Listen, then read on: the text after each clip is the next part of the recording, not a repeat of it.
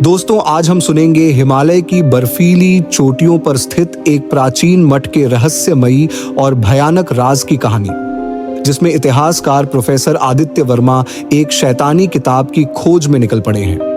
क्या वह इस रहस्य से पर्दा उठा पाएंगे या फिर वह भी शापित हो जाएंगे? आइए जानते हैं इस रोमांचक सफर में क्या होता है।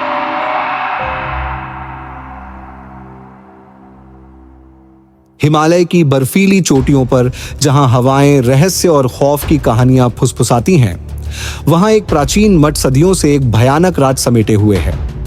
मठ की मोटी दीवारों के पीछे अंधेरे से भरे एक गुप्त कक्ष में शैतानी किताब नाम की एक प्राचीन और शापित पुस्तक रखी है। कहा जाता है कि इस किताब के पन्नों में नर्क के द्वार खोलने की शक्ति है, जो जिसे भी छू लेती है उसे अपने अंधेरे में डुबो देती है।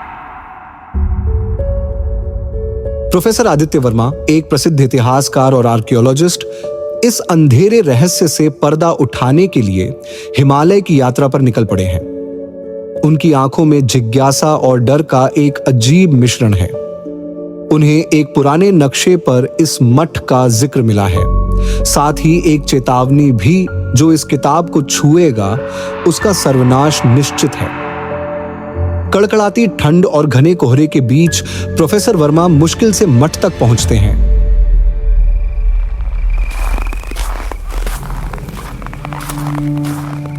मठ के अंदर मंद रोशनी में उन्हें दीवारों पर उकेरी गई भयानक आकृतियां दिखाई देती हैं। ये आकृतियां एक चेतावनी की तरह लगती हैं, जो उन्हें वापस लौटने के लिए कह रही हैं, लेकिन उनकी जिज्ञासा उनका पीछा नहीं छोड़ती। वे आगे बढ़ते हैं, एक लंबे अंधेरे गलियारे से गुजरते हुए। हवा में एक अजीब सी गंध है, जैसे सदियों पुराने पापों की गंध। उन्हें एक बंद दरवाजा दिखाई देता है। यह दरवाजा शैतानी किताब वाले गुप्त कक्ष का दरवाजा है। प्रोफेसर वर्मा धीरे से दरवाजा खोलते हैं।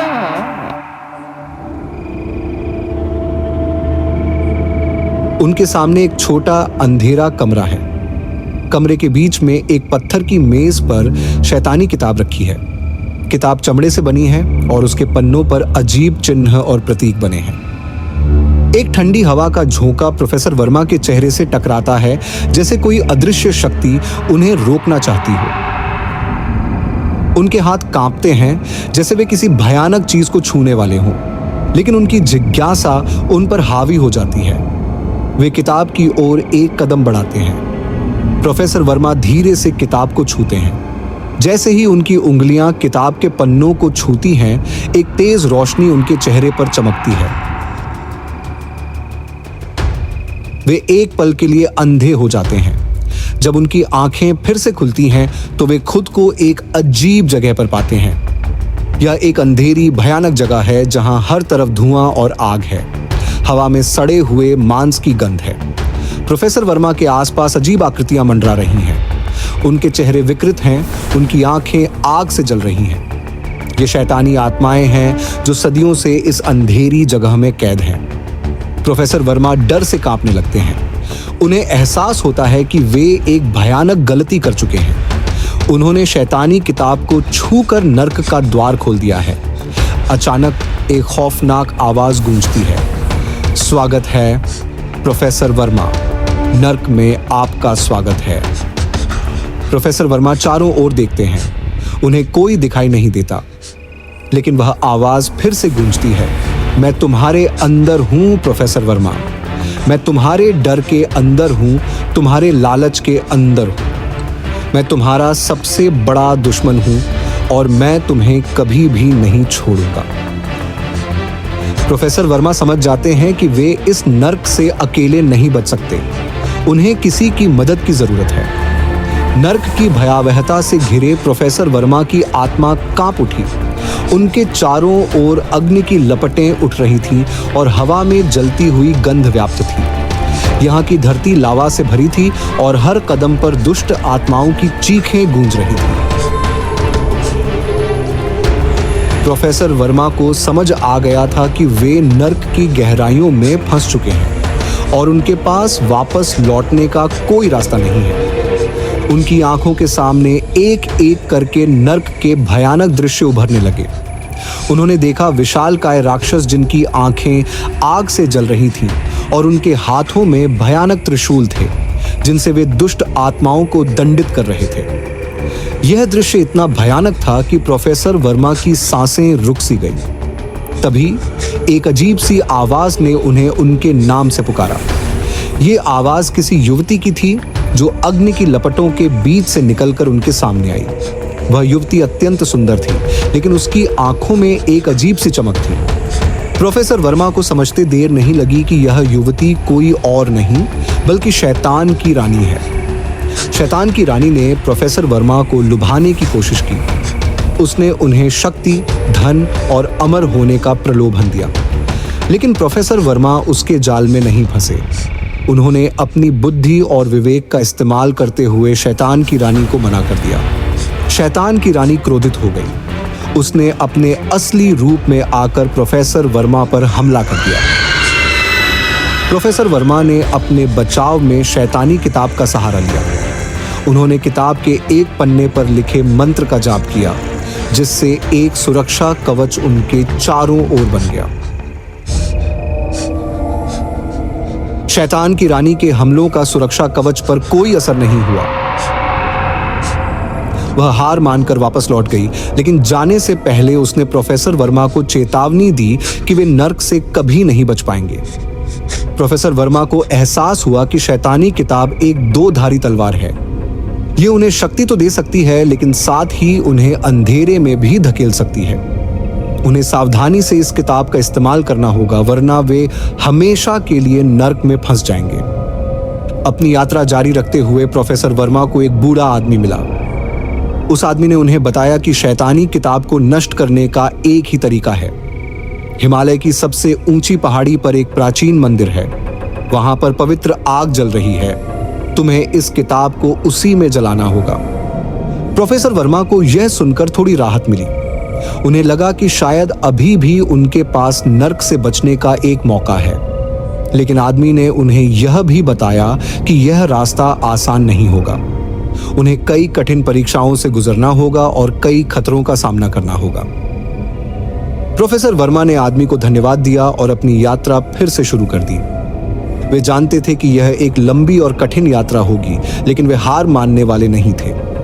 वे शैतानी किताब को नष्ट करके नर्क के द्वार को हमेशा के लिए बंद करने के लिए दृढ़ संकल्पित थे। प्रोफेसर वर्मा ने नर्क की भयावहता से भरी दुनिया में अपनी यात्रा जारी रखी। उनके मन में आदमी के शब्द गूंज रहे थे। शैतानी किताब को नष्ट करने का रास्ता कठिन था और उन्हें कई परीक्षाओं से गुजरना था।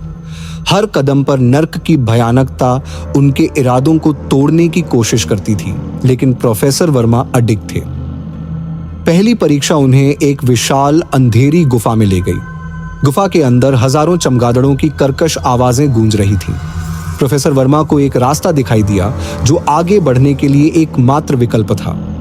जैसे ही वे अंदर गए, अंधेरा और गहरा होता गया और चमगादड़ों की आवाजें और भी भयानक हो गईं। अचानक एक विशाल चमगादड़ उनके सामने प्रकट हुआ।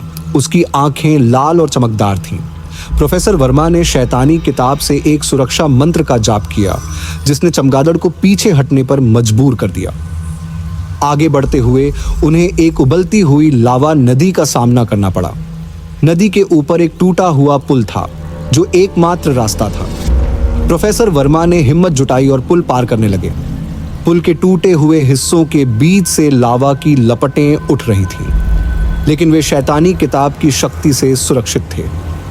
आगे बढ़ते हुए उन्हें एक और चुनौती का सामना करना पड़ा, एक भूखे राक्षस का, जिसकी भूख कभी नहीं मिटती थी। राक्षस ने प्रोफेसर वर्मा पर हमला करने की कोशिश की, लेकिन वे शैतानी किताब की शक्ति से उससे बच निकले। उन्होंने किताब से एक मंत्र का जाप किया, जिससे राक्षस पीड़ा से तड़पने लगा और अंततः गायब हो गया। प्रोफेसर वर्मा की यात्रा उन्हें नर्क के सबसे अंधेरे और भयानक हिस्सों में ले गई। उन्होंने अब तक शैतानी किताब की शक्ति को और अच्छे से समझ लिया था, लेकिन इसके साथ ही उन्हें इस बात का भी एहसास हो गया था कि यह किताब कितनी खतरनाक हो सकती है। एक दिन प्रोफेसर वर्मा एक अंधेरी घाटी में पहुंचे, जहां चारों ओर सिर्फ राख और धुआं था। यहाँ की हवा में एक अजीब सी सड़ांध थी जो उनकी सांसों को रोक रही थी। अचानक उन्हें एक भयानक आवाज सुनाई दी जो उन्हें उनके नाम से पुकार रही थी। आदित्य वर्मा, आवाज ने कहा, तुमने मेरे साम्राज्य में घुसने की हिम्मत कैसे की? प्रोफेसर वर्मा ने अपने चारों ओर देखा लेकिन उन्हें कोई नहीं दिखाई दिया। आवाज फिर से गूंजी, मैं तुम्हारे सामने हूं आदित्य वर्मा, मैं हूं अंधकार का स्वामी शैतान। एक ठंडी हवा का झोंका आया और प्रोफेसर वर्मा के सामने एक विशालकाय डरावनी आकृति प्रकट हुई। यह शैतान था जिसके सींग आकाश को छू रहे थे और आंखें आग की तरह जल रही थीं। तुमने मेरी किताब चुराई है, शैतान ने गरजते हुए कहा, और अब तुम उसके लिए भुगतान करोगे। प्रोफेसर वर्मा ने शैतानी किताब को अपने सामने रखा और उस पर लिखे एक शक्तिशाली मंत्र का जाप करने लगे। एक चमकदार रोशनी ने शैतान को घेर लिया और वह पीड़ा से चीखने लगा।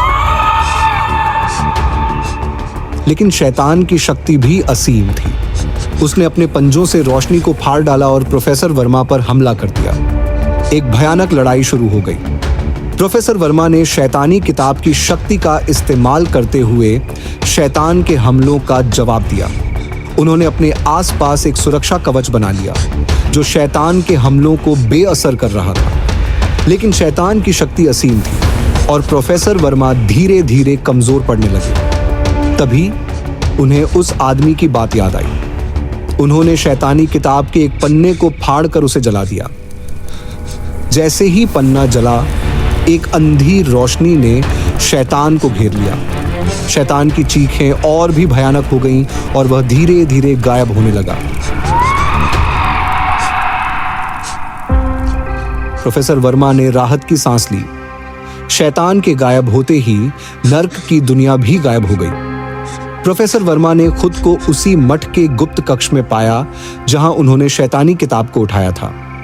प्रोफेसर वर्मा थके हुए और घायल मठ के गुप्त कक्ष में अकेले खड़े थे। उनके हाथ में शैतानी किताब का एकमात्र बचा हुआ पन्ना था। इस पन्ने ने उन्हें नर्क के द्वार से बचाया था, लेकिन यह भी सच था कि इसी पन्ने के कारण उन्हें यह सब झेलना पड़ा था। उनके मन में एक द्वंद्व चल रहा था। उन्हें एहसास हुआ कि शैतानी किताब सिर्फ एक किताब नहीं थी, यह एक परीक्षा थी। यह एक परीक्षा थी उनकी बुद्धि की, उनके साहस की और सबसे महत्वपूर्ण उनकी अच्छाई की। प्रोफेसर वर्मा ने फैसला किया कि वह इस किताब को अपने पास नहीं रखेंगे। वे इसे नष्ट करेंगे ताकि यह फिर कभी किसी के लिए खतरा न बन सके। लेकिन उन्हें पता था कि यह आसान नहीं होगा। प्रोफेसर वर्मा ने अपनी यात्रा फिर से शुरू की। इस बार उनका लक्ष्य शैतानी किताब को नष्ट करना था और इसके साथ ही नर्क के द्वार को हमेशा के लिए बंद करना था। रास्ते में उन्हें कई बाधाओं का सामना करना पड़ा। आखिरकार वे हिमालय की सबसे ऊंची चोटी पर पहुंच गए। यहाँ एक प्राचीन मंदिर था जिसके अंदर एक पवित्र आग जल रही थी। प्रोफेसर वर्मा ने शैतानी किताब के पन्ने को आग में डाल दिया। जैसे ही पन्ना आग के संपर्क में आया, एक तेज रोशनी चमकी और एक आवाज गूंजी, तुमने यह परीक्षा पास कर ली है आदित्य वर्मा, तुमने अच्छाई का रास्ता चुना है। प्रोफेसर वर्मा ने राहत की सांस ली। उन्होंने शैतानी किताब को नष्ट कर दिया था और इसके साथ ही नर्क के द्वार को हमेशा के लिए बंद कर दिया था। वे इस परीक्षा से विजयी होकर निकले थे और अब वे अपने घर वापस लौट सकते थे। दोस्तों, ये था हमारा आज का एपिसोड शापित किताब, जिसमें हमने सुना कि कैसे प्रोफेसर आदित्य वर्मा ने साहस, बुद्धिमानी और दृढ़ निश्चय से नर्क के द्वार को हमेशा के लिए बंद कर दिया। ऐसी और भी रोमांचक और रहस्यमयी कहानियों के साथ फिर मिलेंगे।